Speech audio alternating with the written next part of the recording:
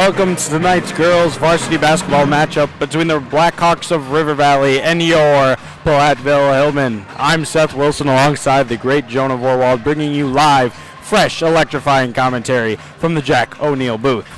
As we come closer to the finale, each game grows in importance. The Hillmen are in must-win mode for the rest of the season if they want to secure the ever-coveted SWC championship title. The Hillmen entered today leading the SWC by just a half game with a 7-1 conference record and a 14-8 record overall. The Hillmen, led by Coach Brandon Templey, play their third game of this week. On Monday, they faced a very talented Cuba City girls and fell short 57-71. They rebounded boldly on Tuesday, traveling to La Crosse Logan and winning away 63-37. This game is a huge conference matchup as they currently hold the first place lead, and they cannot afford any conference losses at this point in the season. All right, now moving on to River Valley a little bit. Now they are, I do believe, 3-17 on the season, 2-6 in conference. They are coached by Daryl Parrish. Now in their last game, they did lose 22-65 against Boston. They have lost 4 in a row, but they are looking to rebound here with a crucial end of the season upset win against the #1 conference seed, the Platteville Hillmen. Now, they do average 27.6 points per game, so a key goal for this game for them, at least in my opinion, would be to keep the game as low of scoring as possible. They need to play as great of defense as they can, probably the best they've played all year, because they need to make sure Platteville doesn't score anywhere near the 40s, 50s marks, as they've just shown that they're not exactly consistently capable of scoring that. So the lower the score, the better for them. And on the flip side, obviously, Platteville wants to score as much as they can. But one final thing, like I mentioned, the River Valley Blackhawks average 27.6 points a game. Their leading scorer averages 9.7 of those. So in terms of Platteville, keeping her off, well, I guess not the boards, but keeping her from scoring is probably a great strategy there to keep their score low as well. So I mean, yeah, I don't know. It should be decent. We should see some gameplay. That's what we're here for. That is usually what happens. Now, the interesting thing about basketball, Jonah, is it mixes in high school. Basketball and baseball both. Every team makes the playoffs. Yes. No matter what your record in the season. So really, there's no point where you give up. Obviously, River Valley hasn't had quite the season they wanted. But a win tonight would be huge, almost more for moral and confidence, and kind of knocking the Hillmen off that first place to kind of move into that postseason. And you can always make a run. I mean, nothing's impossible. It's kind of like when you're playing, pretty much anything. But let's say you're just playing a classic game, maybe Foursquare. There's a king in that game, and your goal is constantly to knock off the king. Now, right now, the Platteville Hillmen are the king of the conference, and each team wants their shot to knock them off. And tonight, it's River Valley's chance, and they're looking to capitalize on it. Yeah, that reminds me of a cross-net eclipse ball that I played in gym class, taught by the great Maureen Vorwald, greatest gym teacher on the planet. Okay. Yes, we do have 30 seconds left remaining until, another 7 minutes we'll play, and then the game will start. So, I mean, yes. Tonight we do celebrate the Platteville seniors. It is senior night. Alyssa Blevins, a very, very crucial leadership role and player for the Hillmen, has absolutely stepped up and led many young players this season. Delaney Johnson has been an absolute defensive menace, brings energy off the bench, and has been crucial to the Hillmen reaching this point in the season. And, of course, Jasmine Ryder, the third and final senior on the Hillmen roster, a phenomenal player off the bench who is brought all a spark all the time. And, of course, Emma Brunton, the excellent manager, also a senior for the Hillmen.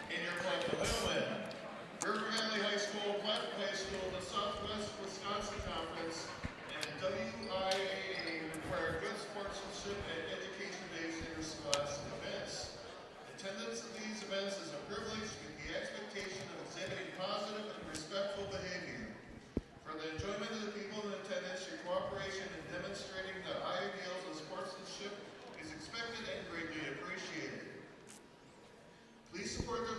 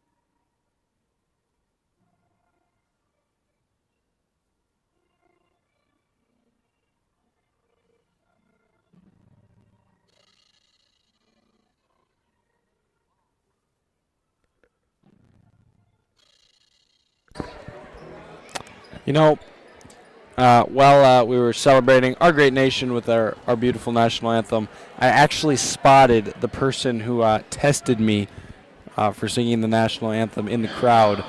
Shout out Ms. Deuce, back at the elementary school. She taught me how to sing the national anthem. Got it. And I was horrible, and it was very traumatic for me. Oh, okay.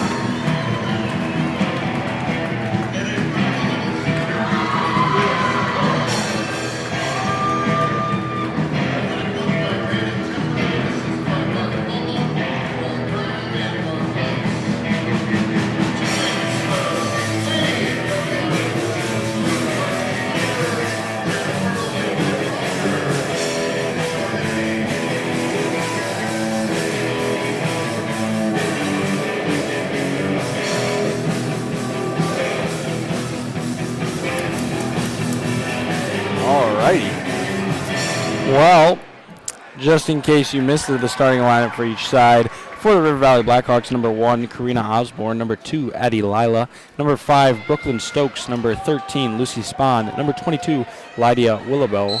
And for your Platteville Hillman, a senior-dominated night tonight as Alyssa Blevins wins the tip and tips it right to Delaney Johnson, gives it down low to Jackson Bairdchin. Oh, I thought we were going to go through the whole starting lineup. Also, Claire Hoosier is in tonight, number 12, and number 2, Jasmine Ryder. Yes.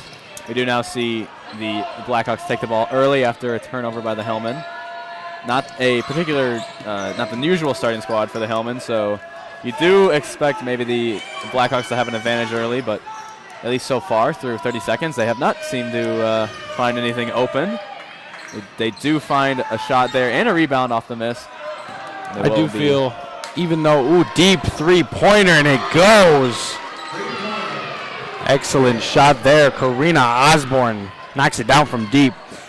The River Valley Blackhawks dropped back into a 2-3. Now, obviously, this isn't their starting lineup. A few players off the bench, but all of the seniors are involved in this year's roster, and I do feel like right now we have a very sound defensive lineup. Both sides are obviously very sound, but Delaney Johnson, Jasmine Ryder, and Alyssa Blevins are all phenomenal on the defensive side of the ball. So I expect some good defense early on, and we do see an early press.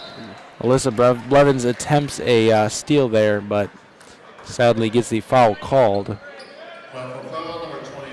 That's her first. Should be a well-officiated game tonight with I recognize at least two of the officials here. What can you tell us about them? I don't quite remember, but I feel like I've seen them a lot throughout my time. We do see a travel called there.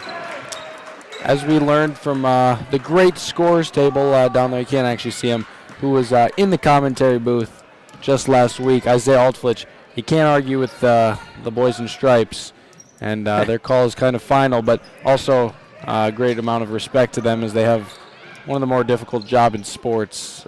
Sometimes they can never be right, no matter what they do. Yes. There's always somebody, that's upset. Exactly. Now the Hillmen are working patiently against the 2-3, trying to find a gap. Nice cross-court pass from Alyssa Blevins to Delaney Johnson. That senior connection gets the foul called. Delaney Johnson will go to the line and shoot 2.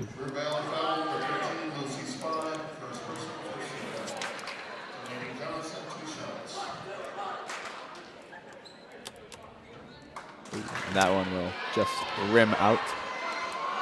I'm getting a little bit of a flashback to some Delaney Johnson free throws earlier this week. I will try to keep the story spread out as we see the first score for the Hillmen. Delaney Johnson breaks that 0 with a free throw.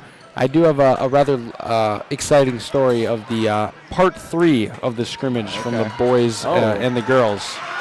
As we see that ball tipped out of bounds, it goes the other way. But I'll try to space it out because I feel like last time I told the story and then it was gone, and I feel like this is the most exciting of the trilogy. Yes, exactly. Which I don't know if I talked about, but we did win the second time that we practiced the girls. For those of you who don't know what I'm talking about, Coach Temperley asked me to put together a squadron of fine gentlemen who were not in basketball and were willing to scrimmage the girls and help them practice against and prepare for their season this far, as that pass goes out of bounds just too far. So the squad, part 2, which I'll tell, consisted of myself, Seth Wilson, Carson Opgenorth, Andrew Donner, TJ Pink, and Tyler Sass, and we were able to pull a pretty hearty victory away from the girls after being very well humbled in our first matchup against the girls. So then after that point, it was 1-1. Claire Hoosier, shot fakes, gets it to Jasmine Ryder in the corner. Huff, rebound, Delaney Johnson.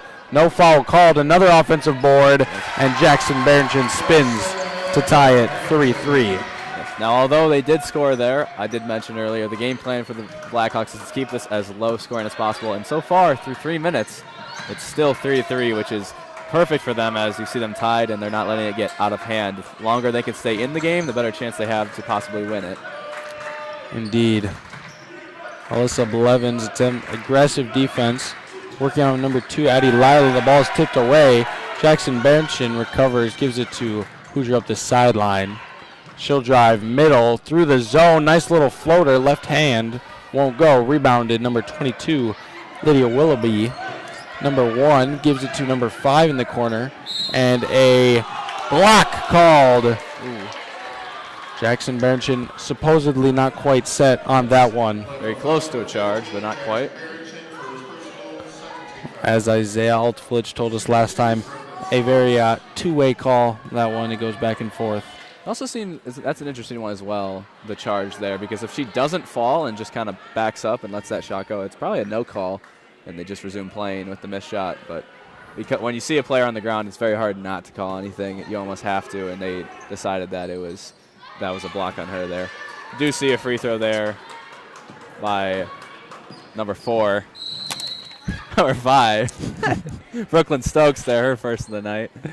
Had a little bit of a mishap there. Wasn't actually paying attention to the number, but not sure what the call was, but they will take it on the sideline. That's why we're a great team, John. We got each other's backs. Yes. Apparently, I mean, 4 and 5 fingers. That's basically the same. I mean, 4 is almost 5. 5 is almost 6. Oh, 6 is almost. That's 7. like being 5'11". You're basically 6 foot, and you're basically 6'1", and then just keeps going. Essentially, I'm 7 foot. We have a lot of 7'1" basketball players. Yeah, exactly. I mean, you don't want to be taller than that because that's just outrageous. Yeah, that's awkward. Yes. We do see now the Blackhawks bringing it back down the floor. They do find an open lane, and the pass is a wide open mid-range shot there, but it will not go. Ooh, some players are on the ground, and the ball will find its way out the corner, and it will stay the Blackhawks ball. Definitely a frenzy for the basketball there, but it is not recovered. Yes. We'll see an interesting setup here with 3 kind of on the top. Well, I guess almost a 4 across setup for the Blackhawks. And they almost find an open look above the basket, but it's tipped out of bounds by Jackson Barrington there. And now we see the 2 starters returning for the 2 seniors that don't normally start, Delaney Johnson and Jasmine Ryder. And that would be Avery Richard and Macy Noble. And a wide open 3 there for the Blackhawks, but sadly it's just short for them. They will recover their own rebound, though. Give it back to number 1, Karina Osborne, who, from my astute observation, seems to be the point guard so far in this game.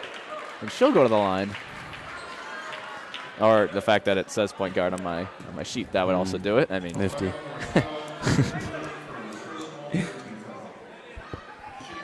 Number 1 at the line, Karina Osborne. She's shooting about 57% on the year so far. 8.3 points per game. So now some would say that she's likely to make the next shot, as that'd be 1 for 2. She does. Some would also say that on any given shot, you're 50%. So, I mean, that's not actually how that works. But, you know, we continue on. That is her 4th point of the game, if anyone was wondering. As I will not spoil it, but I did just recognize our interviewee has entered the building. No. We have a very exciting personal interviewee for halftime, so make sure you stick around. Yes.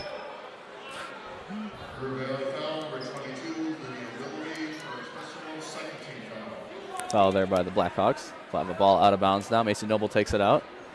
Not seems to be much open, except for they do find Avery Richard, who has the ball on top and then drives in and finds Claire Hoosier. Gives it back to Avery Richard in the corner, who now finds a lane towards the middle, but gets caught up and then finds Macy Noble outside and then passes it into, into Melissa Blevins. And back out to Claire Hoosier, who's going to make a 3 there to give the Hillman the lead. Had a bit of a malfunction there. Claire Hoosier with the triple. Now the Hillman leads 6-5, 13:05 on the clock. There's a missed pull-up jumper on the fast break, but offensive rebound. 5 kicks out to 1. Another deep 3. Ooh. We've seen her make it already once. Yeah, it definitely seemed like she had some confidence in that. A little bit of swagger going already. Has no problem taking the shots from deep. But there, Avery Richard finds a way right through the defense, slicing them like butter, some might say, to find an opening lane for the score. Making it 8-5 Hillman. Ooh, now we have a 3-on-1 opportunity for the Blackhawks. And she'll take it herself, and it will be a charge there. Jackson Barron should be talking about this earlier. As her earlier, this time will get the charge call, not the block. So that time she was very much set. Interesting decision there by the Blackhawks player to go 1-on-3 by herself. I mean, she at least had one open teammate, but maybe she saw something that I'm not aware of. And a timeout is called by the River Valley Blackhawks. So already at this point, we have seen those contact calls go one each way, a charge and a block. Coach Altflich was actually able to predict that there was going to be a few late charges in that Mount Horror boys game, and he was spot on. There were some very crucial charge calls towards the end of that game. Yes. But probably not as many as the Prairie game that was played just last night. I did hear there was eight offensive fouls in that game. Wow. They were calling it nonstop. Now, so Jonah, obviously you are a unique perspective. We don't always have as much in the booth. A boys basketball player. Give us kind of the emotions right now that you guys are riding on a very good season in parallel to the girls so far. Yes. How are you feeling so far? Well, we try to stay out of the comparisons, at least between the boys and the girls. They do their thing well, we do our thing well. And this year we've been fortunate enough to win, to clinch the conference title last night with a win against Prairie du Chien. And I would say that everybody's happy, and that's true. Everybody is riding off the win. But at the same time, I feel like there's a unity in the feeling that we're not done yet. Everybody has high aspirations. Last year, coming up just short of make it to past the sectional round. And that's really the goal this year, is to win one more game at least and possibly more. So nobody really feels like the mission's over until it's over. As I really like that. We're definitely getting close to the end of the season here with only, I don't even know how many games, but definitely about a month, a little less than a month left in the year. Now back with the Hillman. Macy Noble finds a wide open 3, and it will miss long, rebounded by the Blackhawks. They'll now bring it down, and number 31 has it on top. That is Lena Merritt, who has some trouble with it, but does get it back and finds number 13 there in the corner. That is Lucy Spann, who will find a driving lane, but will not be able to control the ball carefully enough, and will end up traveling, giving the ball back to the Hillman. Now again, through 6 minutes and 14 seconds, this game is pretty low scoring, 8-5. And like I said, it's in reach of the Blackhawks. If you're Platteville now, you really got to go on a run here at some point, push that lead out, show the Blackhawks why you're the better team, why you're the top of the conference at 7-1. And they need to find that somewhere. Although it's not an issue if they don't. I mean, you have the second half. There's a lot of game left. Basically, this game could end up being a 20-point blowout. It could be a close game, and we really don't know. But if you are the Hillman, you want it to be over as soon as possible. Not even give them the hope of coming back. Indeed, I think they're really going with the opposite strategy, where like you said, the Blackhawks are trying to keep it low scoring, keep it close, high defense. But I think the Hillmen are just trying to break it open as soon as possible. They thrive on those high-paced, back-and-forth games, those high transition games. They've been able to close out a lot of really tight games, and they really haven't gotten blown out in any of their losses. I think their greatest loss was about 20 points, which isn't fantastic, but no real blowouts by any means this season. Addie McNeil and Delaney Johnson check in for Jackson Bergen and Alyssa Blevins. Now the Blackhawks inbound it to number 15, who tries to give it back to the inbounder, but that will end up being a turnover for the Blackhawks. Give it to the Hillman. Delaney Johnson had a little bit of opening, but they find her actually, and she'll find Macy Noble inside for a foul on the ground. No shot there, as she could have gone for 2, but they do decide to call it on the floor. And that'll be Platteville's ball, taking it out under the basket. Some excellent passing there by the Hillmen. Yes. Find the open girl. No shortage of movement so far in this game, although they haven't made too many shots though. They're just not falling yet. Hillman again working on that 2-3 from River Valley. Trying to find the openings, good ball fakes, good ball control. That can be the kryptonite sometimes. If you're not making shots and they're in a zone, it's very hard to find gaps and holes, because you find yourself in a lot of open opportunities for shots. But if you're not making them, it's almost better to you just want to find a lane instead. No foul called there. River Valley will go the other way. The carry is called. Not quite carrying it all the way, controlling it, on top of the ball the entire time. And we have a Mr. Jones chant. Oh, I see him right in the corner, getting that chant from the student section. Shout out Mr. Jones, excellent history teacher, social studies at Platteville High School. I take AP psychology with the man, and he is a very, very cool dude. He's very interesting. Yes. And he knows a lot about a lot of things. That is like true. all teachers, I guess, but he keeps it fresh. Oh, yeah, every day. Every day. Avery Richard gets the one-handed floater to go. Now the Blackhawks bring the ball back up the floor. Number 5 here. That is Brooklyn Stokes, their leading scorer at 9.6 points per game. A little quiet so far, only 1. We do see a turnover there off the quad of the Blackhawks, and that will be a white ball and a timeout called by, I'm assuming the Blackhawks, as they had a turnover there. 10-5 your score. The Hillman lead 9-24. It's a Hillman timeout, actually. Looking to, I don't know exactly. Maybe a sub timeout. Maybe just, I don't know. Something they didn't like, I guess. The offense has been a little shaky so far.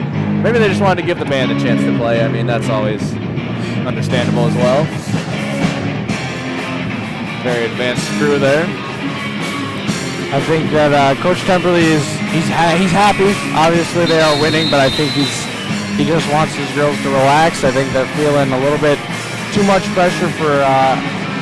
Obviously there's a lot of pressure in this game, but they're just feeling just a little bit too much and not playing quite their style of basketball. But they do lead, obviously, so I do not worry. Yes. I do not fret. If I can count correctly, I do believe a win here secures a share, almost. Maybe they have to win both, I believe.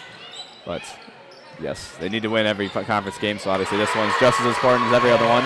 There's a 3 there. McNeil sinks a triple from the top of the key. Yes. Oh, the Hillman actually dropped back into a 2-3. This could be why they called the timeout. Yes, changing your defense. Sadly, though, it will lead to a quick score by the Blackhawks. Number 15 there, which is Grave Morey? Maybe Grace Morey, or maybe it's Grace Morey. I think it's Grace. Actually, it is, we can check right here. Grace Morey. Okay. Apologize to Grace Morey. There was a typo. Now, I will say a little throwback, flashback to volleyball season. The River Valley Blackhawks, a very, very talented volleyball team. I believe they either won conference or got second. Yes, they won. But they had a foreign exchange student on their team. Really, really phenomenal athlete. Yes, great serves. But they were like 3,000 miles per hour. They would have killed me, and I'm glad that she has never seen me in person, because I would not want to serve to the face, because I sadly did not pronounce her name right the entire game. We both did. I tried about 3 different ways, and I kind of just stuck with one, but I later looked in the comment section, which I feel like I should have just done kind of off the bat. I didn't even know we had a comment section until that game. Exactly. And I saw not negative at all, but some constructive criticism on the pronunciation of that name from the River Valley fans. So shout out all you River Valley fans out there. I studied the names, and I hope I'm doing well so far. Yes. But hopefully they will forgive me for saying Grave. Yes. It is Grace. Otherwise, it'll be your grave mistake. Yes, exactly. So shout out River Valley for being cool fans. On a side note, the Hillmen have the ball, and they're going to inbound it. Astute observation. Yes, I have figured that one out through years of studying and meditation. And I'll give it to what they call the point guard in this game. It would be Avery Richards in this situation, who then gives it to Alyssa Blevins, who then gives it back to Jackson Barrison, who then gives it back to Avery Richards. And yes, the ball movement is incredible as Alyssa Blevins has it back, gives it back to Claire Hoosier. Finds Alyssa Blevins again, back to Avery Richards. Overhead pass all the way across the court to Alyssa Blevins. Like I mentioned earlier, the ball movement is astute. Now, some people might be starting the boring chant, or when they start saying everything you're doing, like pass, dribble, like nobody cares about that, okay? It's good ball movement. Yes, exactly. And a hard foul there on Delaney Johnson, who will go to the line and shoot her second pair of free throws tonight. No, she did already shoot. She made 1 of 2, I do believe, if I don't remember correctly. Yeah, she made 1 of 2.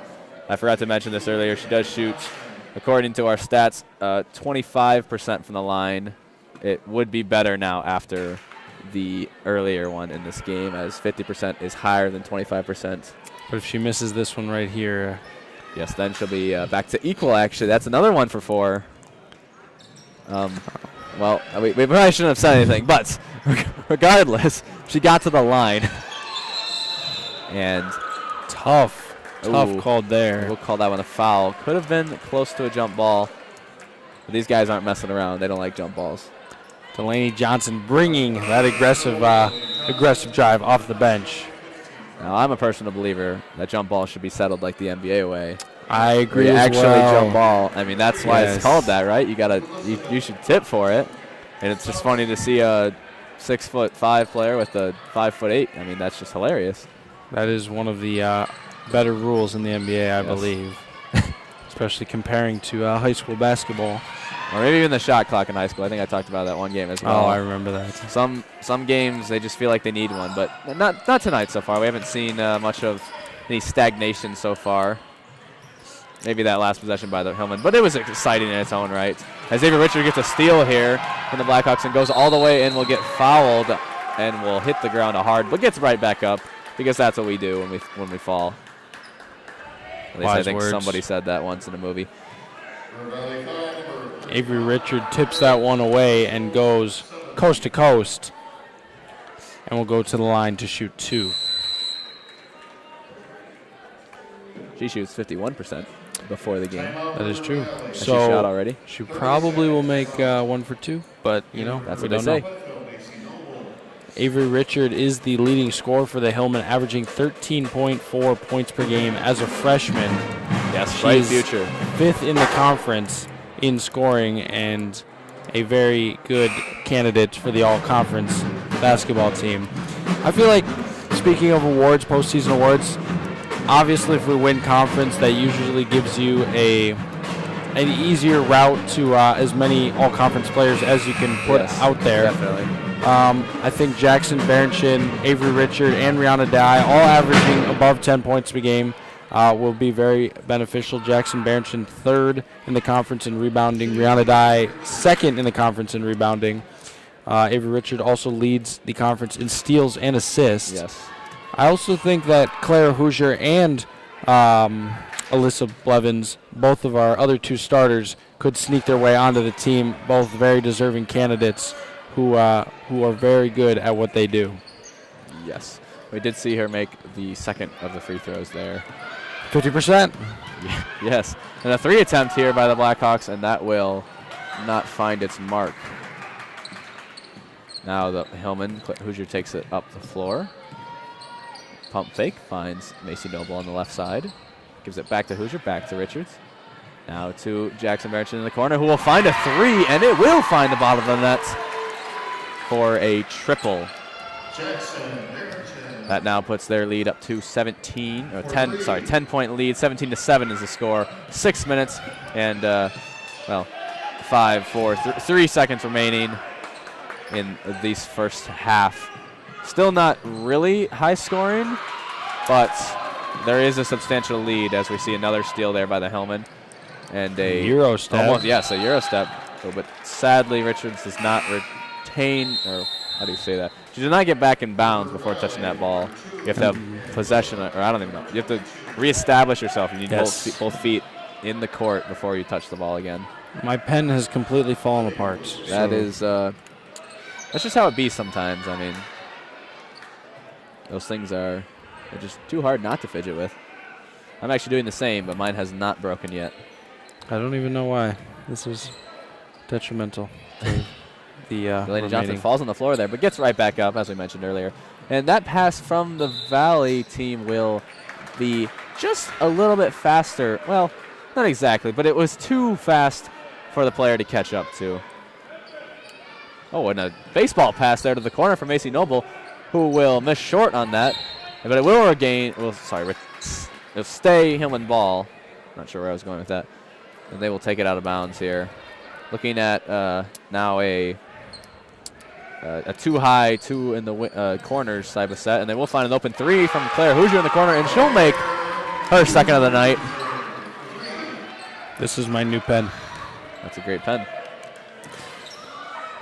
Not exactly the most usable, but it still serves its purpose, but it's not as nice of a feel, I feel like, if you're trying to hold it. But yes, like you said, whatever works. Speaking of which, if anybody wants a signature, just let me know. I sign everything. I sign some broadcasting equipment. If you have a headset you'd like signed, a microphone, a $200 computer, I will sign all of those things. I will sign babies. I will sign foreheads. Babies. I will sign toes are a little weird. I would prefer not to sign toes, but I could make 1 or 2 exceptions if needed. Yes. Seth Wilson signature, limited edition. Get it while you can. Now, for anyone listening, let's think about the benefits of that. I mean, let's think 20 years. This guy might be famous. He might not be. But let's say he is, and you go ahead and sell one of those things. You're making at least $2. I mean, that's got to be profit somewhere. You can't underestimate the true value of these signatures. Now, if you can get anything signed, please contact him immediately, because we do see the first free throw there. Thank you for the shout-out, go down. Yes. Now, sadly, I don't sign signatures because I don't actually know why. Partially because no one's ever asked me, but it takes too long. You know, I was actually never taught how to write a signature, so you know, it'll just take too long. I have a very unique and easily forgeable signature. Oh, that's good. It's very good to know. The Blackhawks now find a shot in the corner, and that one will be good from number 13. That is Lucy Span, the junior. Standing at 5'9". Oh, he pronounced it Spawn, so just in case we're still doing this, I will repeat that. And My scoring is off by 2 in my statistics, but pretend I didn't tell you that because that sounds unprofessional. Yes, and I may or may not have wrote the wrong number in my book, so it's also off by a slight margin. But it looks like we're okay. Number 4 in the corner now, surveying the court, trying to find somebody to cut. You know, that is one of the worst feelings in basketball when you are holding the ball and the defense is closing in and none of your teammates cut. They all just stare at you, expecting you to maybe do some sort of NBA Dirk Nowitzki fadeaway type shot. I'm really not sure, but it really is not my favorite thing. Yes. We will see bonus here, 1-on-1 shots for Avery Richard.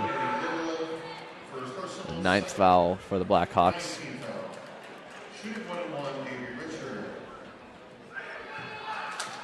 Looking to increase the lead past 13. And the ball will be missed, but it will be out of bounds and still be Platteville's ball, something I feel like I've said many times. Although both teams have gotten their fair share of offensive rebounds. I've seen a fair share of both. There's been a lot, actually. And a 3 attempt here from Jackson Bertrand in the corner will miss long. Rebounded by Alyssa Blevins, another offensive rebound, just talking about it, speaking of the devil. And now it'll be Platteville's ball back on top, who will find, well, a lot of people, actually, Mason Noble, Jackson Bertrand, Claire Hoosier, and Avery Richard have all touched the ball, along with Alyssa Blevins, so the whole team has touched it. But sadly, they will find a runner and then miss, and they'll get a steal right after. So yes, change of possession is very frequent so far in this game, and I do believe Jackson Bertrand will go to the line for a double bonus now, as they have 10 fouls. The Blackhawks do. No need to worry about rebounding on the first one. 22-9, 23-9. Yes. 3 minutes and 36 seconds left in the first half. Don't leave at halftime. We have a very, very exciting halftime interview approaching. You do not want to miss it. I can't give you any more than that. As Jackson Bertrand doesn't get it to go, but Delaney Johnson works to get the offensive board. Claire Hoosier fires from deep, won't get it to go, and that'll be Blackhawk basketball. 3 minutes and just under a half minute seconds left, or 3 minutes and 29 seconds if you want to be accurate, left in this half. The Blackhawks need, or they don't need to, but they are definitely looking to start something. They need to bring it back soon. Why do I keep saying need? They want to bring it back soon. They want to score as much as they can before the half, get some momentum into the halftime. And on the flip side, the exact opposite. The Hillmen want to do the exact same and push their lead out to more points. Now, I just mentioned the Blackhawks strategy. It's not going so well as from when I said that. They have now traveled, so that's not ideal if you're looking to come back. River Valley, I believe, has sat in the 2-3 all game. Yes. And a jump ball called. Jump ball. Now here would be a perfect opportunity to actually jump ball, but instead we're just going to take the ball out of bounds and switch possession. So a little story before halftime, obviously bringing it back to the girls' scrimmage that we had my squadron at the girls' practice. Now, obviously, it was 1-1. This was a very important matchup. We have been invited back following this, so the outcome of this matchup has not determined everything. But I was feeling really like the winner of this is claimed the best of 3, truly. And we come in, and there's no warm-up. We usually have a warm-up. No excuses, by the way, ever. But just, feeling a little nervous. Got my team. Yesterday it was Seth Wilson, myself, Carson Opkenorth. Ball's tipped away and stolen by number 1, and a foul call. Not sure, an arm extended. I believe Lucas Tabor, Andrew Donner, and Tristan Jacob Pink, TJ Pink. Very, very good squadron of gentlemen playing a very good girls basketball team. And we enter, and we had an 8-minute scrimmage that ended in a 11-11 tie. Ooh. It was a very, very well-heated matchup. There was lots of back-and-forth scoring. Addie McNeil fires another triple, won't get it to go, boarded by River Valley. And it was very entertaining, very back-and-forth. Not to, I am humble, but I did have 6 points. Oh, okay. And I did not miss a shot. I felt very good about my performance. Did a little cool, fake to the corner. I mean, they were really good, too. Played some good defense. It was great, very entertaining. And that ball's stolen away. Ball's on the floor, ripped away. 13 passes to 2 on the floor. I love those floor passes. 5, banks in the triple. The bank is open. Brooklyn Stokes for 3. Her 4th of the game. And Macy Noble swings it around the horn. And so we enter a 2-minute drill where my team is up by 2 automatically, and the girls have to come back and win the game. Battle a little bit of controversy, adversity, one might say. And, I was kind of feeling like, well, if we win, we can't really say we won outright because we tied the beginning and we're given this lead. Well, my team, to say it lightly, fell apart a little bit. We had some missed shots, we had some turnovers, some bad defense, and that put us tied with a 1-1 with 7 seconds to go, bringing you back to what I referred earlier with those Delaney Johnson free throws. As speaking of the lady herself, she throws it out of bounds to the corner, and we have some subs for the Hillmen. Delaney Johnson's at the line, 1-1 with 6 minutes to go. Gets the first free throw to go. 6 seconds on the clock, misses the second, rebounded by Carson Opgenorth. I'm going to give you a little play-by-play of something you're not even watching. Dribbles all the way down the court. Travel called, goes the other way for the Hillmen. That was not part of the story, by the way. Carson Opgenorth dishes to me at the top of the key, and I drive with my right hand. I'm down by 1. I know the buzzer's about to go, so I shoot a little fading right-handed layup. Lots of airtime. Felt like Michael Jordan. I thought I was going to sink it. It felt like the shot that LeBron shot in 2018 against the Raptors in the playoffs, where he kind of just leaned away and banked it, and I missed. And I was absolutely heartbroken. The girls played an excellent game. They bested us. I would definitely say they won the third best of 3 scrimmage. Shout out the girls basketball team that we're watching right now as there's 10 seconds on the clock. They're going to set up the final shot, 23-12. And I am getting some traumatic memories of final shots as Addie McNeil can't get that 3 to go. And we will go to the half. So it sounds like what I'm hearing is they need to make a reality TV show based off of your scrimmages against this girls' team. I can see it now. The sports documentary, Platteville Randos versus Platteville Girls Hillman team. Exactly. And who would win? I am going to give you the keys. Jonah is going to give you the halftime report as I grab our excellent, exciting interviewee. Here's the stats, and Jonah, take it away.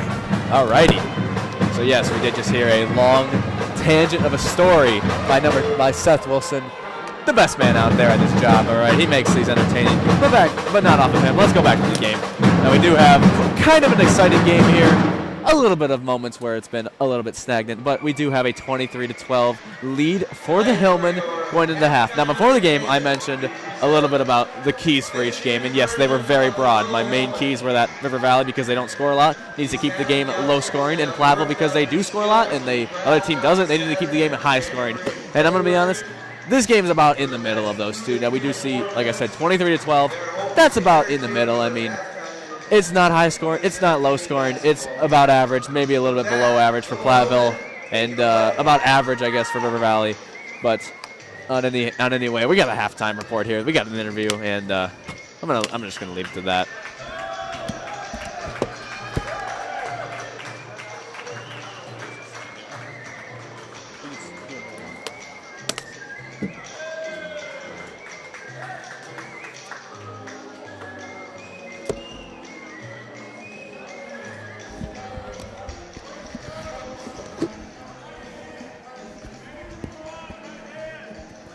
Well, for those of you who don't know, I have 4 excellent younger brothers, and this is one of them right here. We have the great Parker Kruzicki joining us in the booth on the mic. Parker, how you feeling? Good. Good. Do I just stay here? You can. We'll see how long you last. You know, first time on the mic. There's gonna be some hard critics out there. You don't know what they're gonna say. They might boot you out. I might have to take you out. I'm just kidding. Welcome to the booth. I have some great questions for you today. First of all, thanks for coming. Looking awesome, looking spectacular. And first question, for those of you who don't know, Parker is actually a twin. His brother Oliver, I don't believe is here today, but they are both twins. And he's actually texting him right now. I have the answers to Oh, the questions. Parker asked Oliver the questions too, so you're actually going to get... Oh, no, he has his own answers, excuse me. But you're going to be getting some twin questions off the bat. What is it like for you to be a twin, Parker? it's fun, but they get your name wrong, and they think like you're as good as your brother. Oh. Like you have the same stuff as him. That is a interesting like expectation almost, because people think that you're him when you're not. You're you. So that's kind of hard. What are the good parts of having a twin brother? Of having one? Yeah. You can trick people Yes. into thinking that, yeah. Pull a little switcheroo. Put on Oliver's clothes. Oliver puts on your clothes. Nobody knows. Exactly. Now, Parker, you have conquered thus far 9 years of life. What are you looking forward to as you grow older? College. College? We're Yep. skipping middle school, skipping high school? Yeah. You're going straight to college. Well, Yeah. tell me about it. What are your college plans? How are you gonna finish all my tests and 8+s Oh, some good academic goals. in math? Ooh, Yo. he's a math boy. I like it. Where do you want to go to college? Do you have any idea? No. That's fair. Me either, and I should. And my last question for you. You're doing great, by the way. I'm glad you're up here. Do you like the view from up here? Is it a good? Yeah. Yeah. They got some little kids playing basketball. So, little kids playing basketball, younger kids in the booth. We're just, the young are taking over. And we said, I know some of those people. Anyways, we ask everybody who comes up here, what is your favorite sports memory? Or if you'd like, is there a story that you would like to tell us, Mr. Parker? I made a goal. It was like in the snow time during winter. We were on a hill, and I made the goal with the soccer ball from 50 feet. Wow. Some winter soccer. That is a new sport that I have not got a lot of experience with. I didn't know they played soccer. What we do is when we find some ice at our school, we play snooker. What is that? It's where you take some ice and snow, you make a ball, like you just take it, you kick it around, and then you just try to make it. Fair enough. What happens if it gets destroyed? Oh, you find a new one. That is a great idea. I mean, you can just keep playing in the winter. Well, Parker, you did an excellent job. If you'd like to hang out in here, I can pull up a chair and you can watch the whole operation. Maybe you can be my tech person. We were actually short. We have no tech people today. So, That's me. Yes, Parker, you're going to be our new tech guy. I'll give you the other headset. And thanks for joining me. Yeah. You've been fantastic. Parker Kruzicki, everyone, the great brother of mine.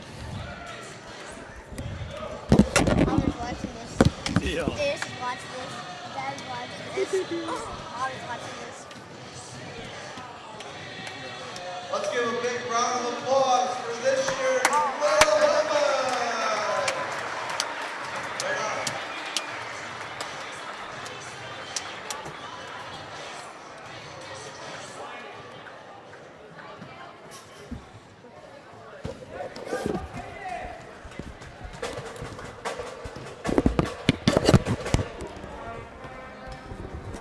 And we're back.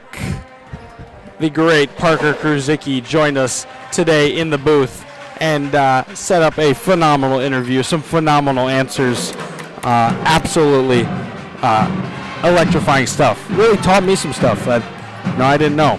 So pretty cool stuff. Hopefully the audience learned something and enjoyed that electrifying interview. Also, shout out my mom who was listening, and she got me this brand new pen. I have a very cool mom. So, I would like to mention, we never actually got to the stats. I was too busy hyping you up, okay? So, I'll start with the River Valley, okay? We have, I'm not going to remember each. Number 1, Karina Osborne has 4 points right now. Number 5, their leading scorer, Brooklyn Stokes, has 4 points so far. Number 13, Lucy Spahn has 2 points. And number 15, Grace Morey has 2 points. And that accounts for their 12 so far, assuming I can count correctly. Yes. On the Hillman side, Jackson Berenson leads tonight with 6. Claire Hoosier has 5. Avery Richard has 5. Addie McNeil has a triple. And Delaney Johnson, the senior, has 1 free throw. Some great scoring tonight on both sides. We see a 23-12 score as we are just 2 minutes and 40 seconds away from your second half. Yes, but just like most leads, and just like the Wicked Witch of the West, that lead, it could just melt, you know? You pour some water on it, it's gone. That might happen in this half. And it also probably won't, considering how the trend's gone. But, you know, I've always believed, this isn't exactly true, and it's probably very rare, but anything that they do in the first half, you can repeat. So, I mean, you're down by 40, then you just got to beat them by 40. I mean, that's all you got to do.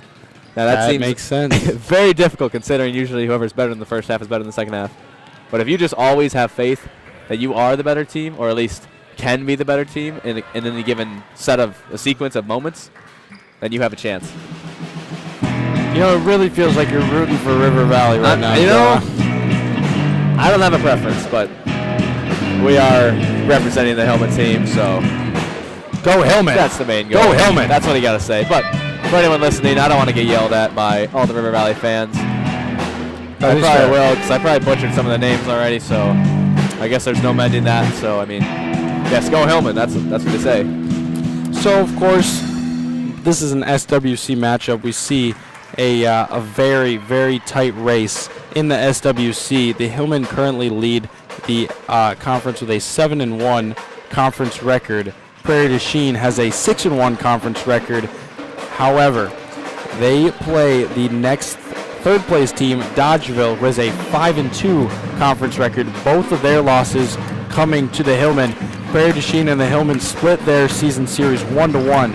So really, Platteville's remaining opponents, which I believe they only have one game after this. Yes, one conference game. If I'm correct, which is against Richland Center. Yes, who is currently 0-19, yes.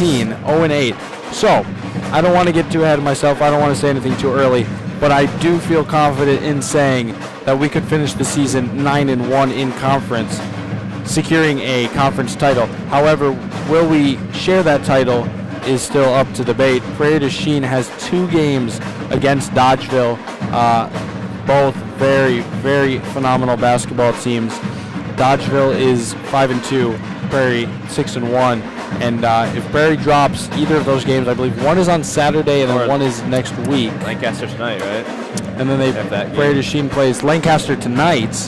So lots of really intense basketball for Prairie du Chien. They need to win all 3. They do need to win all Unless 3. we would lose against Richland Center. That would be unfortunate. Yes, it would be very unfortunate. And I was going to prepare an out-of-town scoreboard, but currently I cannot find Dodgeville is currently playing Richland Center, yes. But there's no live video, so. Well, they probably scored so much it broke the scoreboard. Yep. Sadly, they do not have a Platteville Hillman Broadcasting Club. Yes, they don't. They don't have any commentary. They don't have a Platteville Hillman Broadcasting Club. That's sad. We're playing basketball. I forgot about this. We should probably mention that. It is the second half. And the clock is ticking, as it does when the ball is being on the court. Very ominous. River Valley started with it. And they now see number 2 driving to the lane. Oh, and an offensive foul early called. Did I say early? Called early on here, as yes, she pushed the defender. I already forgot who it was. I think it was Jackson Barrington out of the way, and that'll be an offensive foul. It'll now be the Hillman ball coming back down the floor. Avery Richard has it on the right side. Looks across, finds Hoosier on the left wing. Passes it back on top to Mason Noble, and finds Avery Richard for an open 3, and that one will not find the mark. And they will get a foul there going for the jump ball. That's a very common foul there. The other team gets a rebound, and teams are very likely to, I mean, anytime you miss a shot, make a mistake, you really want to get the ball back. You want to feel like you make up for that mistake. I guess not a mistake if you're missing a shot, but you want the ball back. It's just human nature. So it's very common to get a little more aggressive and end up with a foul. Now a missed shot by the Blackhawks, but another offensive rebound by them. That was their leading scorer, number 5, Brooklyn Stokes, who also got her own rebound, and now takes a 3 from the outside, and that will just rim out. Rebound by Macy Noble, pass to point guard Avery Richard, brings it down, finds a nice pass to Alyssa Blevins, who will find her way to a foul and will be shooting 2 free throws. Now she's been a little bit quiet tonight, if I do say so myself, as she has no points, if your numbers are correct, I do believe. So looking to get on the board here. She won't with that one. Alyssa Blevins, Just a a second 61% free throw shooter. Yes. Not bad at all. 4.4 points per game, shooting 31% from the field.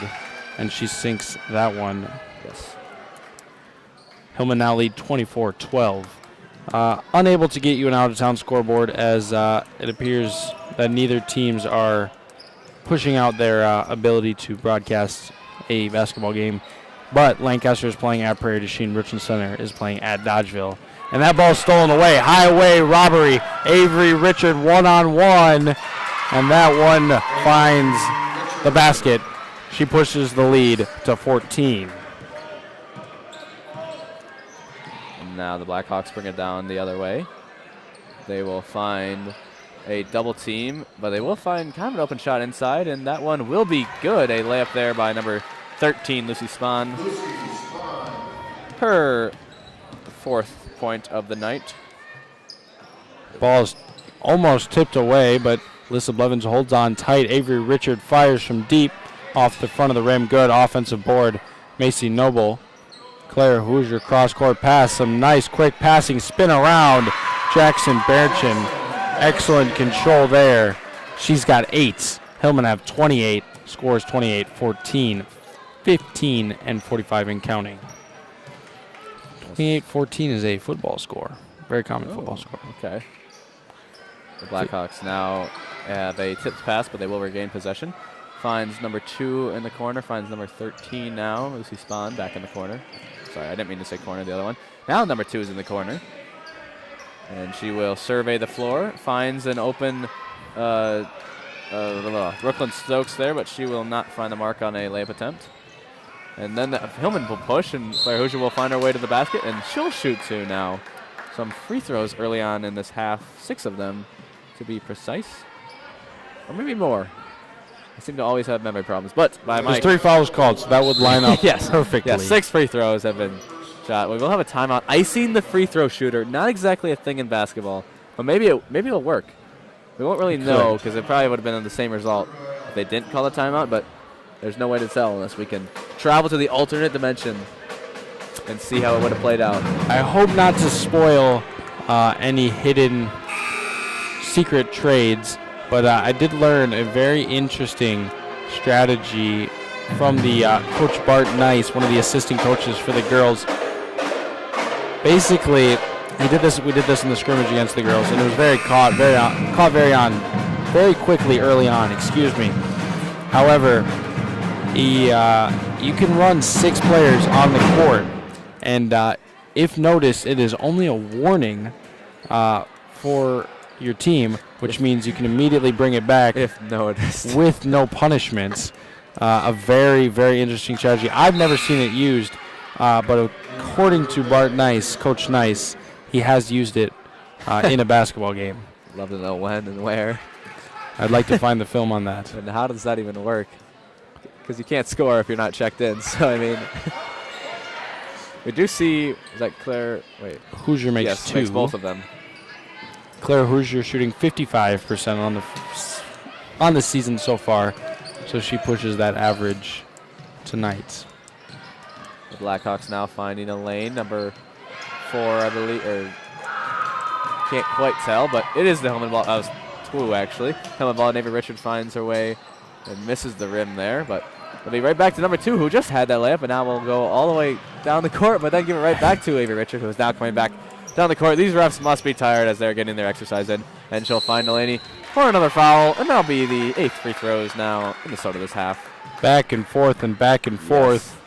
We just saw 3 full-court sprints. I have done some reffing, mostly little kids, and let me tell you, they be running the floor. I mean, there's probably tenfold more turnovers than in this game, and it just be back and forth, and I got to run with them, and they might not be as fast as some older adults, like when you get to this high school age, but they still move, and it gets tiring, okay?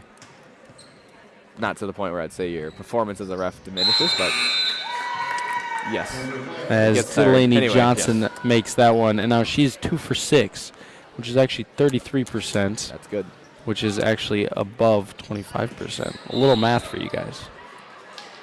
Speaking of math, shout out Mr. John Sponsler, Mr. Sponsler, one of the greatest teachers in Platteville High School. Not any preferences over anybody else, but in my personal opinion, one of the best teachers. He is very, very funny, very quick-witted, and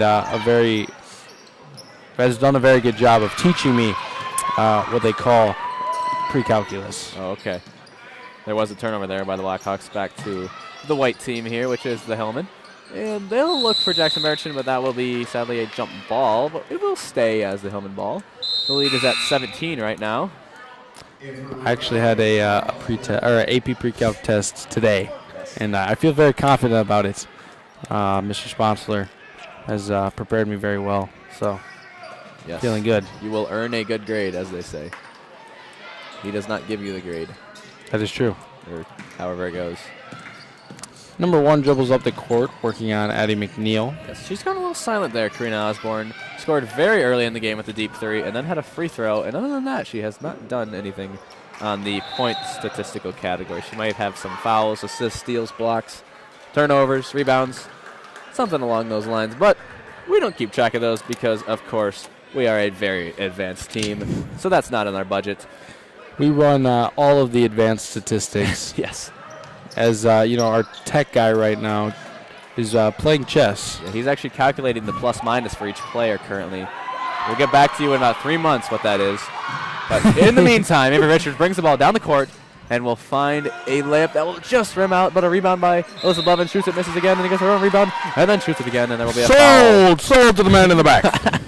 And yes, she'll be going to the line after a very hectic play. Very difficult to get all those words out. Need that guy who speaks at like 200 words per second. I don't think that's a thing. I just made that up, but I'm sure there's somebody who speaks very, very fast. Alyssa Blevins gets Maybe that that's one just to what go. Gibberish was. Those people are just incredibly fast, and we just can't tell. And that was me singing Eminem Rap God. Oh yeah, yeah, that's what you did. Yeah, Yeah, that's all he's doing. He's just moving his mouth, making some sounds. Yep. He was really saying Eminem the whole time, but yeah, exactly. Yep. Yes. Now the can hear it. Blackhawks have the ball, surveying the floor. They almost got to a 5 count. It was probably about 3. And a long overhead pass across court, and that will lead to a 2 by number 22 there. 2-2-2, if you might say. That's Lydia Willoughby. Sorry. 32-16, 13-15 on the clock. That was her first of the game, if anyone was wondering. Delaney Johnson fires down underneath. Avery Richard shoots a right-handed hook shot. Yes, Can't get that one to go. Ball's on the floor. Ball's still on the floor. Ball's actually recovered by number 31 for River Valley, 31, Lena Merritt. Yes, it seems like so far Avery Richard has got a lot of good looks, and they just don't seem to be falling. A couple threes, a couple close shots there, close to layups, but definitely contested, and they're just not finding the bottom of the basket, just kind of rimming out a decent amount of times. Now River Valley, as we've discussed so far, not quite had the season they've wanted, but nothing to fret. They only start one senior and have a very young lineup with lots of potential. Their leading scorer, actually 9.7 points per game, Brooklyn Stokes, is just a sophomore. Oh, very similar to our team, with a freshman as a leading scorer. And we have 2 freshmen who are very good in scoring. Jasmine Ryder gets that 2 to go. She, I don't believe, has definitely not played much since the opening minutes, but having a great impact there in her first or maybe second, I think first time back in the game since the start of the game. And we also have 1 senior in our starting lineup. So, yes, like you said, very similar lineups as number 1, Karina Osborne. I was just talking about her going silent, but she does find another 3 there. Looking to propel the Valley offense as they're down by 15 points. With 12 minutes left in this game. That is not their strong suit, scoring fast. When they do win, it's because their defense is supreme. Now the white team, the Hillmen, are passing the ball around. Some good movement here. Looking for some holes in the still zone defense by the Valley with a 2-3. Now the key with the zone is always to kind of get into the gaps and kick out to shooters, or just to move the ball really fast and find your way to open shots, as well as when you're not guarding the man, it's very hard to you have to cover a space, kind of like in football, and there's always holes in that. It's not perfect. Obviously, the more athletic you are, the faster you move, the better, or the smaller those holes get. But they are still there, regardless of the team. Unless they were all like 7 foot and were as fast as Usain Bolt, then maybe there wouldn't be any holes. But that's not the reality we live in. So we see a foul called on number 15 for River Valley. Addie McNeil going for a screen and met with some hard contacts, but Addie eats it up well and gets the foul called. Speaking of which, she holds the ball on the left wing from our point of view. Jackson Berenchin gives it to Claire Hoosier, who surveys around the horn. McNeil gives it to Berenchin. Back to McNeil. Noble in the wing. McNeil up top, drives. Lots of patience, and that ball will go the other way. Yes. Now that is a hard, making a bounce pass on kind of a cut, like over the top on a pitch, that's usually a pretty hard pass to catch because you're expecting a flip or a toss or just a chest pass in general. So when they do bounce, it almost catches you off guard sometimes. And you see there it goes out of bounds. And our tech man, a little update on the chess game, did reign victorious. And then beat him again in another game. Oh, okay. So he's on a roll. Yeah. So what I'm hearing is future chess grandmaster in the making. Yep. I'm hearing future intermediate master in the making. Exactly. We have a very, very, very lively environment tonight. The pep band bringing our sweet, sweet music as always. Pretty nice student section. I'm not 100% on the theme, but I'm thinking pajamas. There's because not a lot of consistency, but yes, it just seems like casual wear plus like 3 people wearing pajamas. So I'm going to guess pajamas. Are you sure it wasn't casual wear? Could be casual wear. That would be such a boring idea. Maybe this theme was casual wear plus pajamas. Oh, then I would be spot on, and I'd call myself a wizard. You're a wizard, Harry. I guess you're Seth. You're a wizard, Seth. All right, anyways, we're back to the game here. Alyssa Blevins has the ball on top, passes it to Claire Hoosier, and she will survey the core with some fake passes, very fundamental. Finds Avery Richard on the right side, gives it to Alyssa Blevins, and soon enough, everyone on the team will have touched the ball in this possession, and right now it's everyone except for Jasmine. Not sure why I brought that up, but anyways, Avery Richard has the ball, and she will rip through and actually get fouled, and because that possibly will be the 7th foul, she might be going to the line. I think my observation is correct. Avery Richard will go to the line, shooting 51% this season from the stripe. That is the 7th call. Oh, that was a 1-and-1. So the ball is live behind the back pass by Alyssa Blevins. Excellent, excellent hustle. And Coach Temperley will call a timeout to save the possession.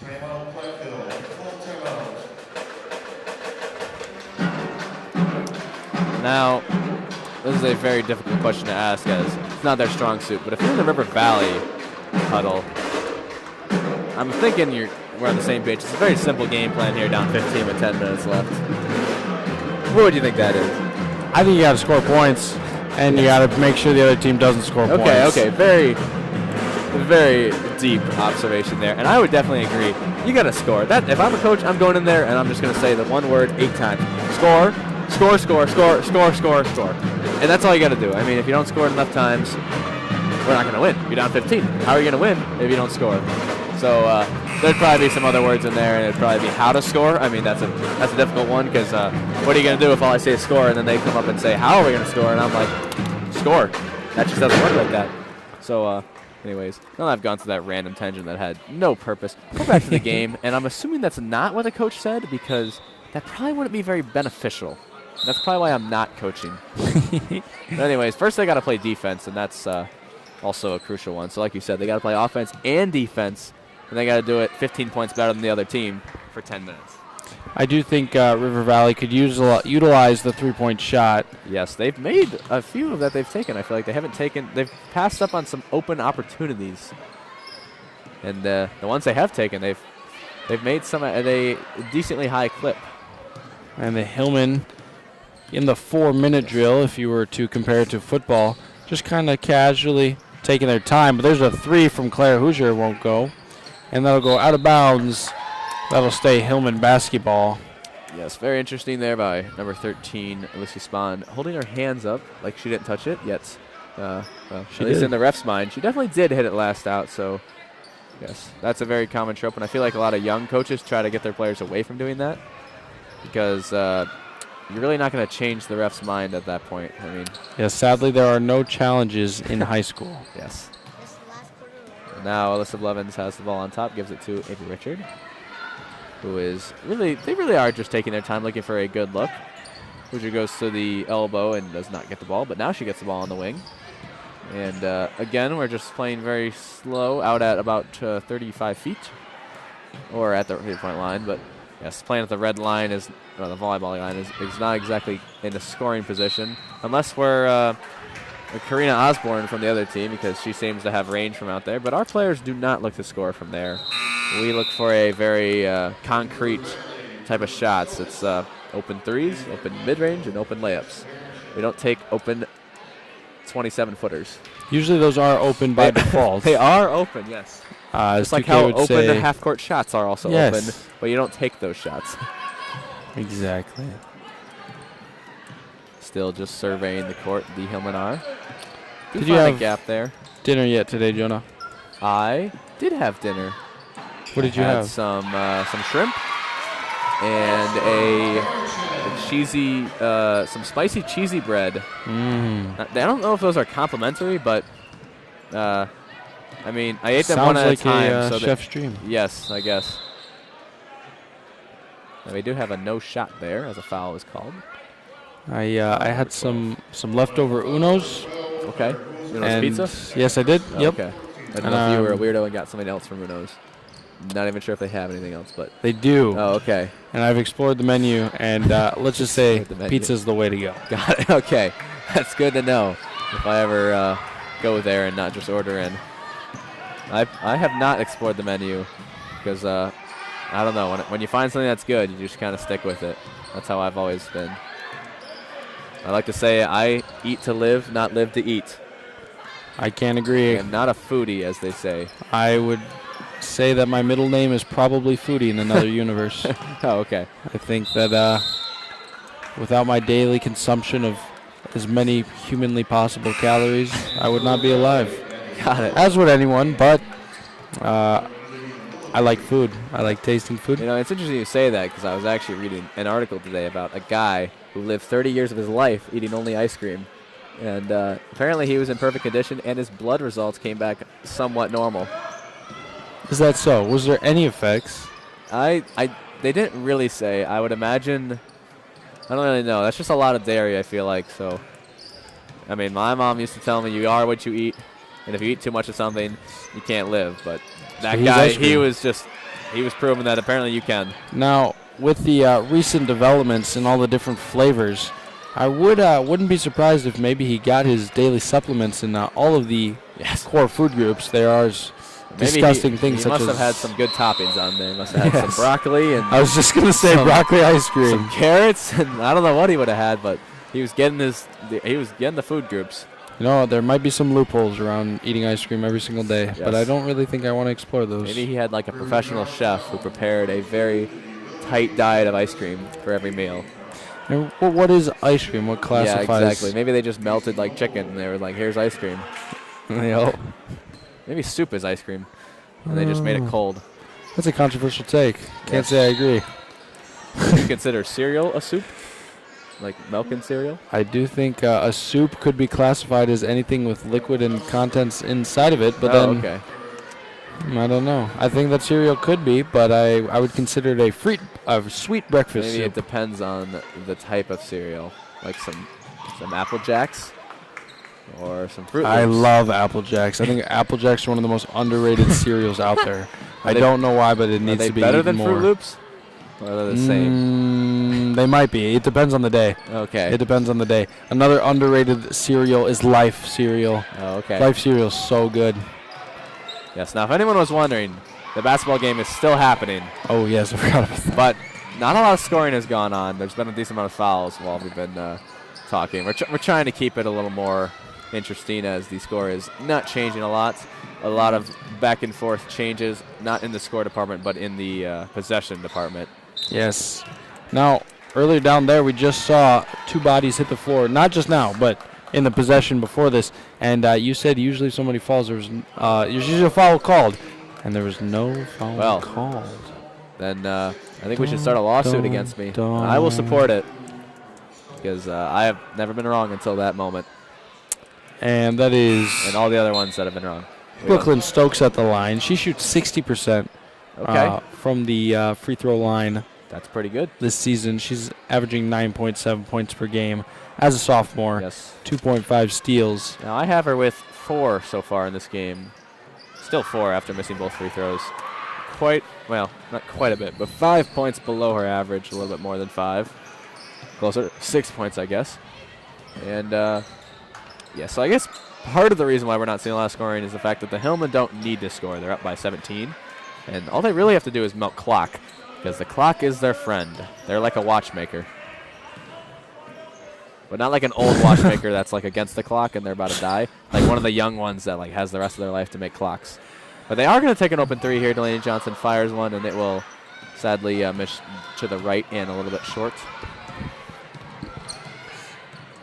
What do you consider hot dogs? Because I know some people think they're sandwiches, some people think they're tacos. You know, I don't... Tacos? I've never heard that one. Well, I mean, you think about it, it's like a shell on each side, and it's containing the meat inside. I would say... some people even consider it their own category, don't they? I think it's probably... We do see a layup there by Jackson that's sadly missed, but we will recover it.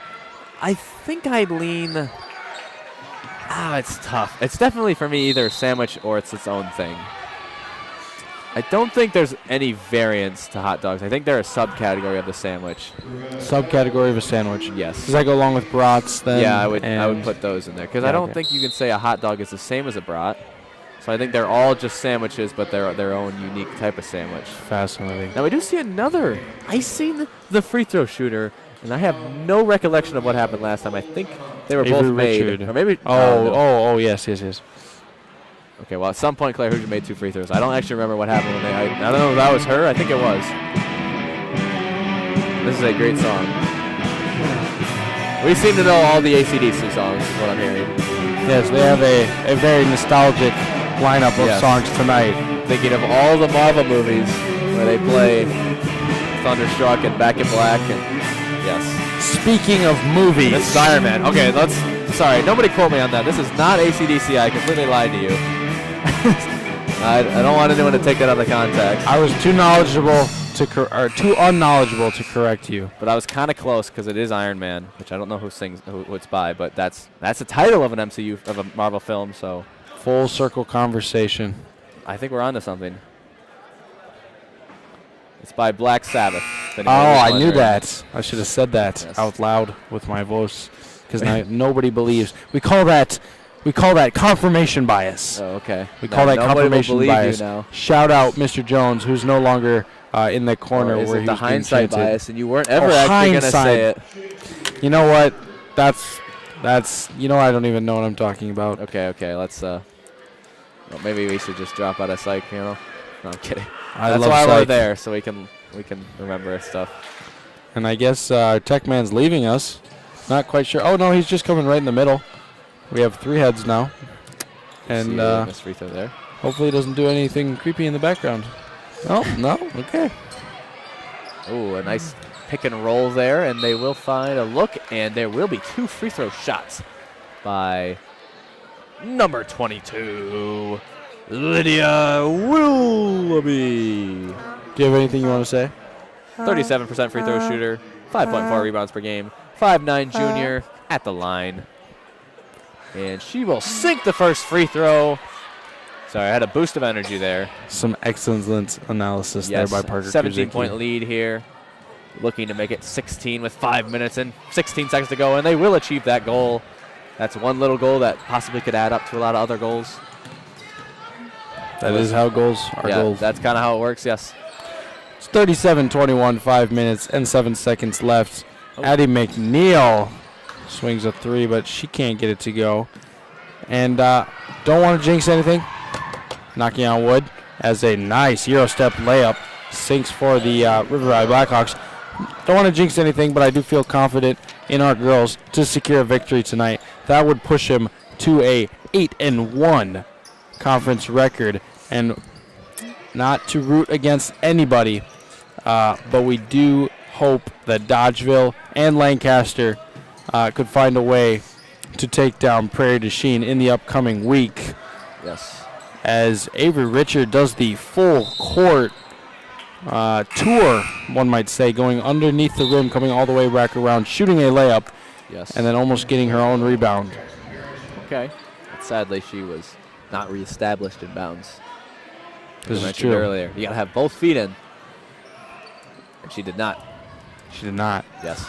Now we have number 5, the leading scorer. I always forget it. Brooklyn Stokes here for Valley, bringing the ball up. Passes it to number 1, Karina Osborne. Finds a way all the way in, and she will lob it up. An interesting, I actually didn't see quite what happened there, but Maddie McNeil turned it over to the Blackhawks, and they will find an open 3. Oh, and the player gets off the ground and almost rebounds it, but will sadly tip it right back to the Hillman. Avery Richard now has another look towards the basket and will find a way to the three-point line, fakes a 3, and will pass it away. And we'll get back into our little cycle of trying to burn clock as efficiently as possible without any turnovers. Fun game. We played it before, once or twice. Yes, have you? Yes. Did you win? No. Oh, well, that's tough. We sold the game. Sold the game. Yep. Got it. Okay. Now, I was going to say something, but now I don't know what I was going to say. Oh. So I'm going to Okay. say this instead. you're going to say that you forgot what you were going to say? Exactly. Got it. That's good entertainment. And a foul call. Jackson Berenson will go on the line after a nice little pick and roll.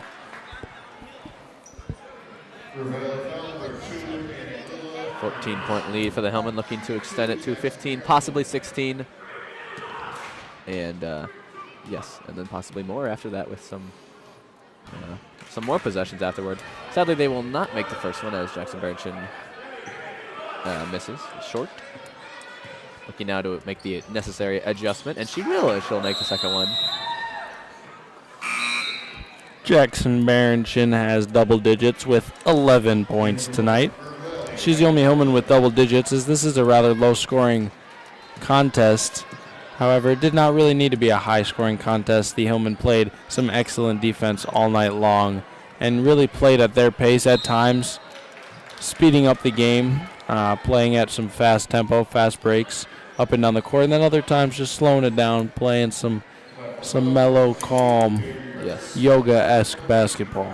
Yes, and that seems to be kind of what the Valley team has been doing all night, as they have never really scored in bunches. Well, Karina Osborne does get it to go there. Her 8th point of the night. 2 free throws made there, and she will sadly miss the second one. Keeping her at 8 points. It's still the leading scorer. Some other notables, number 5 has 4, number 13 has 4, number 15 has 2, number 22 has 3, and that accounts for the 24 points, hopefully.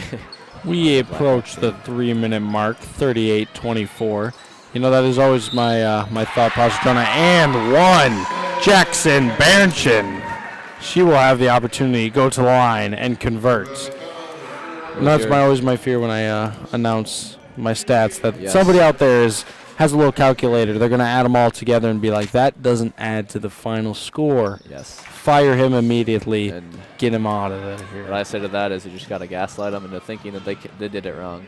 Yep. Obviously, we are better than the calculator. Boom. Don't even stress it. Boom. Because, I mean, humans have always been known to be smarter than artificial intelligence. I guess in that case, just technology that follows a very concrete program and is rarely wrong. Another Underhanded layup. Yes. Just a little bit too strong there. Just as the last one by Avery. Oh, that was an interesting move. She went up there and then tried to 180 and throw it backwards, and it did not work. But it did get the ball back. So maybe that was her plan all along, to get this out-of-bounds play in. Yes, Brooklyn Stokes playing those mind games and those complicated strategy games. Yes. 40-24, 2 minutes and 23 seconds on the clock. And we do see kind of a runner there, and it will be no good for the Blackhawks. Now, Alyssa Blevins brings the ball down the floor, gives it to Avery Richard on the left side.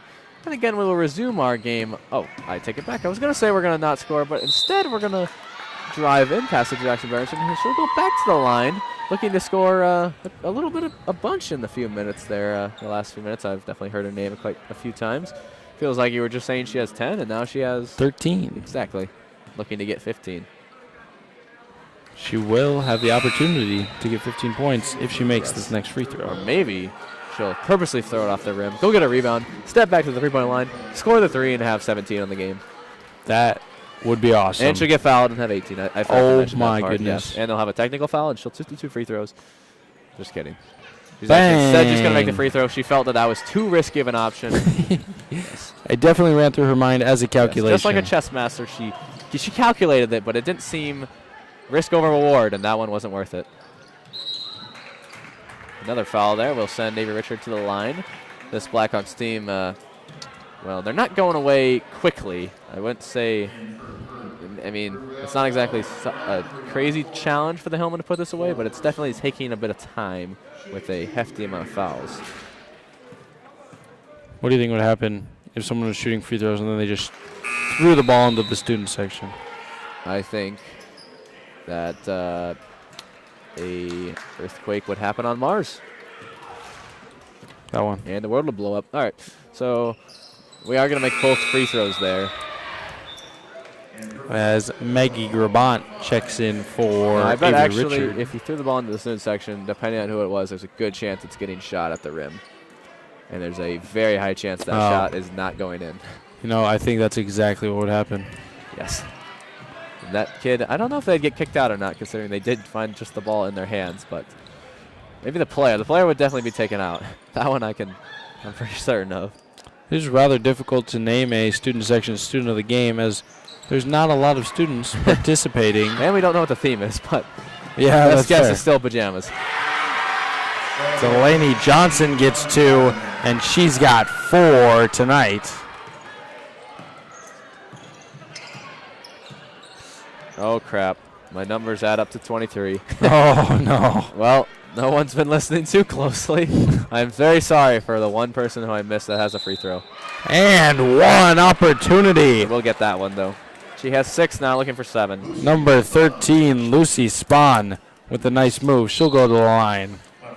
Shooting 1. 5'9" junior there. Possibly, or sorry, not possibly, but another sign of the youth on this team. Layla Schuler will check in for the Hillmen. So it would appear the part of the JV roster we've reached that point in the game. JV plus seniors. Yes, the free throw is good there, giving her 7 on the night. Possibly 8 if that was one of her free throws I missed. Now, if Maggie Grabant right now were to do a backflip, what would happen? You're asking these cause and effect questions. I would say probably nothing. There'd probably be some cheering, but that one's not too dramatic. Maybe just like a tornado on Jupiter. But other than that, I mean, I can't think of much. Fair enough. Layla Schuler drives baseline, gives it underneath. Delaney Johnson with the She's going to go to the line. shots. Also, I don't know if this is a reoccurring thing, but I believe Delaney Johnson chews gum while she plays basketball. Interesting. Or otherwise is talking in an interesting pattern all the time. But I believe she's chewing gum. Got it. Yes, that is a common trope for basketball players, especially people who are struggling to form saliva. Or keep their mouth kind of, I don't know.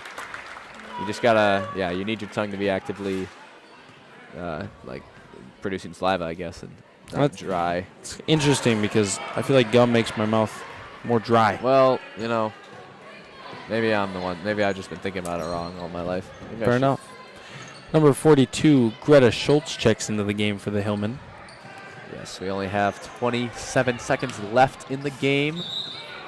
And there will be a foul called, sending the River Valley Blackhawks to the line, attempting to cut the lead from 21. And I'm not quite sure what running clock is.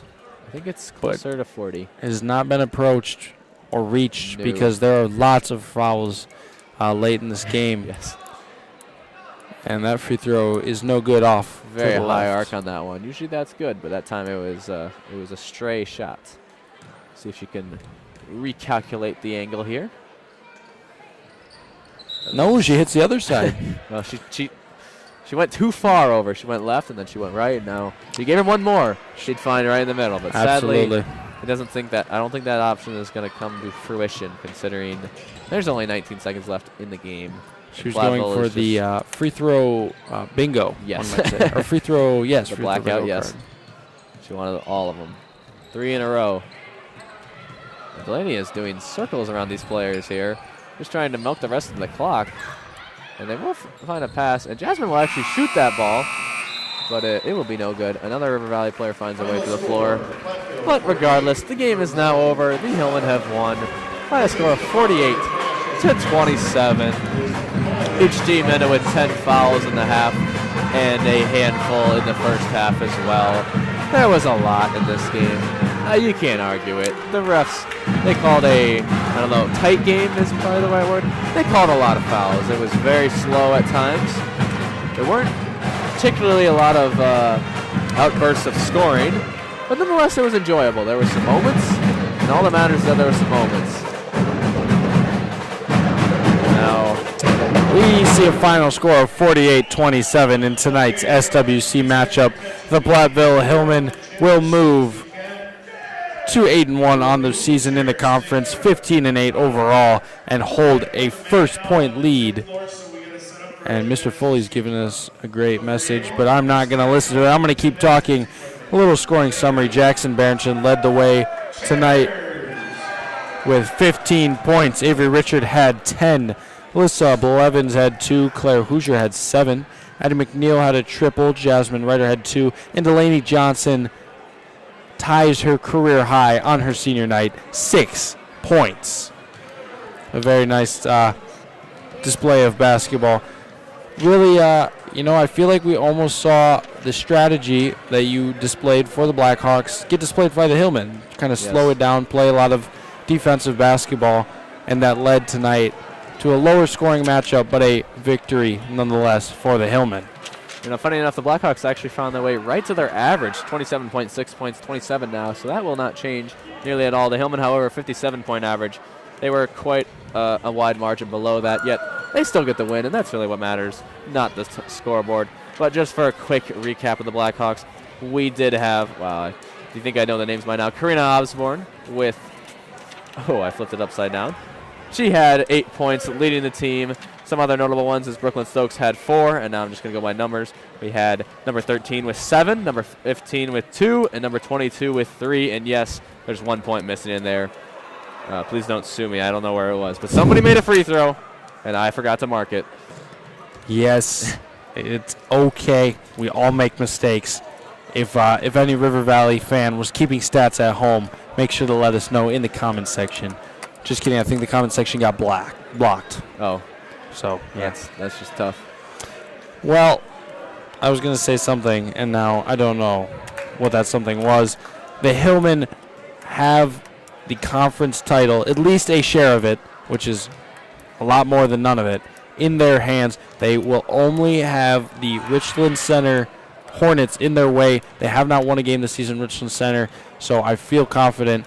But the Hillmen just need to take care of business. Fate is in their own hands, and everything else is out of control. Whether or not Prairie du Chien wins or loses is not in our control, and truly doesn't matter because an SWC title is an SWC title nonetheless.